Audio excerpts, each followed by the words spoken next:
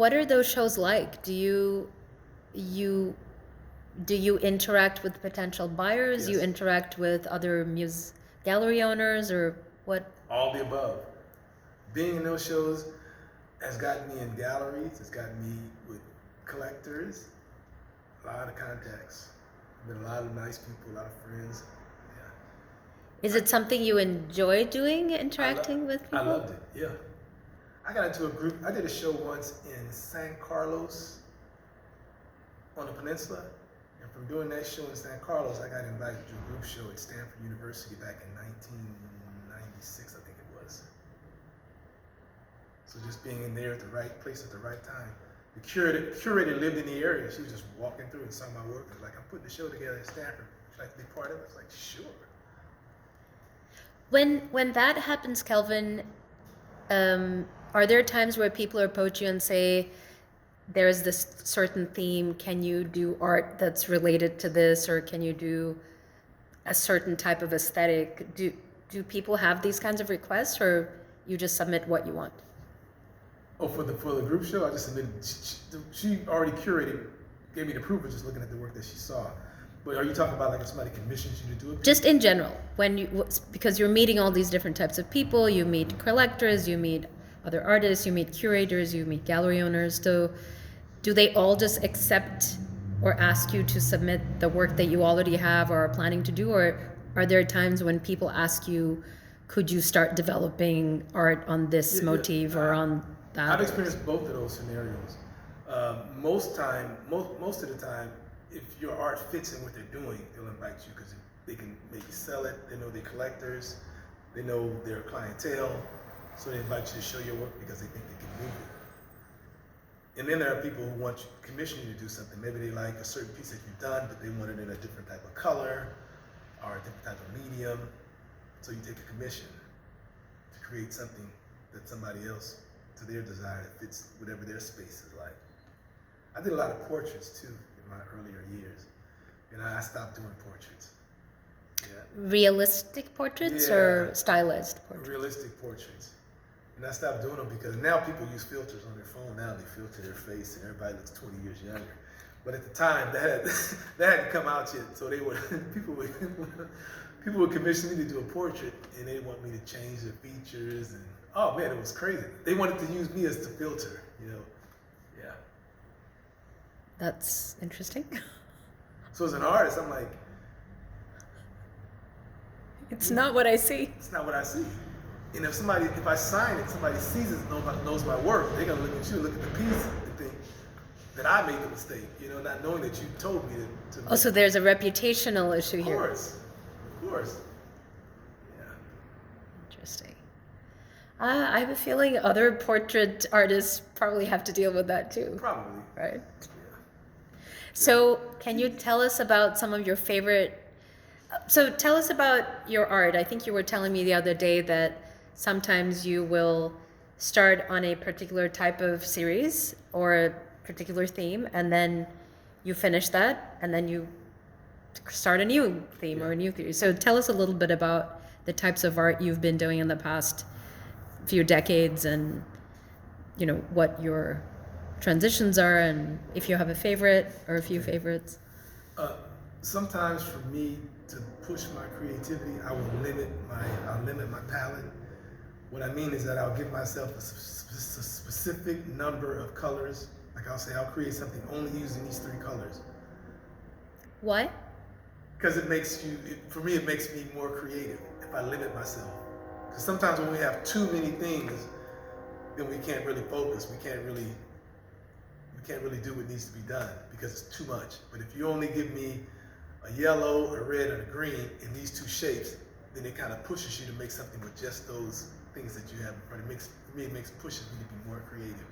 So it's color. Sometimes you restrict yourself based on colors and shapes.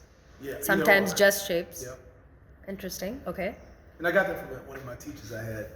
He would limit our palette, and it worked for me. It just forced me to be like, see things differently. Maybe it also evokes certain moods, right? Because if you limit yourself to a very limited color palette, yeah, maybe you can focus the feeling that the viewer is having, or even the creator? Right, right. And that's part of it. And then also, it probably comes from our ancestors too, because they were forced to do what they had to do with very little. So can you elaborate on that a bit? For example, when we were slaves here in this country, we were given the scraps. So from the scraps, we made gourmet meals out of it, with very little. Even music.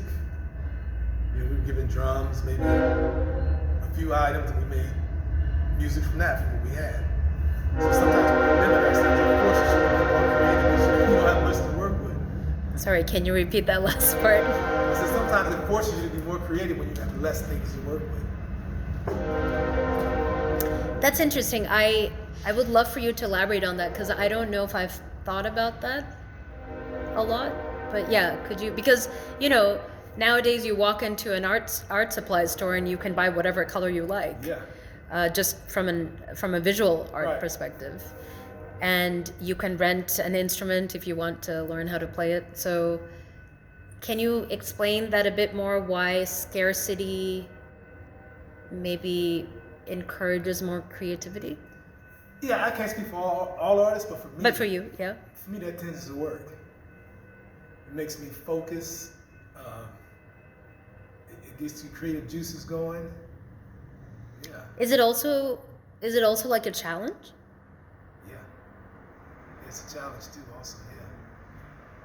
So maybe if you start with abundance and you create something, maybe that's less of a challenge than if you start with scarcity and you create something. Yeah, for me, it'll elongate everything. It'll take too long. If I got everything in front of me, if I got 15 colors, how do I choose? It's like it might take me all night just to come up with a color. If I'm looking at, but if you only give me two, then it forces me to do something with just these two. Make these two work. Okay. And then you can add other things onto it, but let that be the foundation, and then they can grow from that. that's interesting. This is a departure, I guess, from what we're talking about. But why haven't you journeyed into three-dimensional art? I don't know why I haven't. I don't know. Because some of these, well, I think all of them, the ones right behind you, they would lend themselves quite interestingly I to. just haven't tried it yet. Yeah, I just haven't done it yet. Yeah. Well, it's a different way to use your hands, right? It'll probably take more time, also.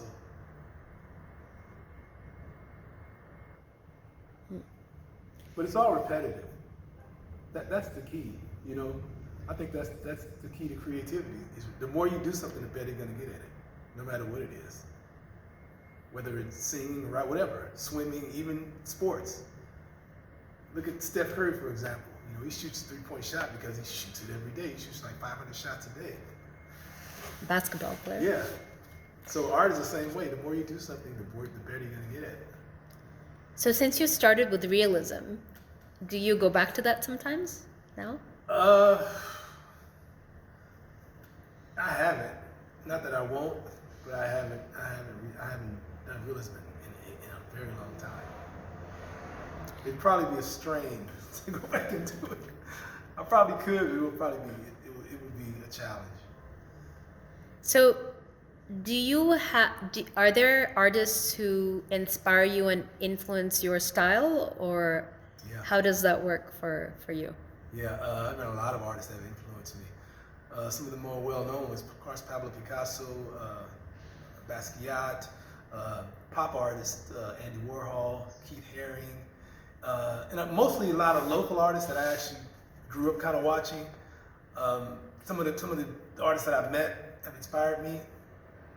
A guy, Alan Moore, was a huge inspiration. He was part of the art group in San Francisco. He worked in multimedia, and he was really good. A lot of artists I've met, has really shaped my art. How does it work among artists? I mean, the artists that you meet when you do shows together or when you travel, if you like a technique that they're using, then I'm taking it. do artists teach you how they do something, or do Some you? may, if you ask them, yeah. So they do sometimes. sometimes There is they do. knowledge transfer. Oh yeah. But I think it was, what artist said it? I don't remember who said it, but one artist said, how does it go? Good artists take, but great artists steal, something like that. Don't quote me on that. Yeah.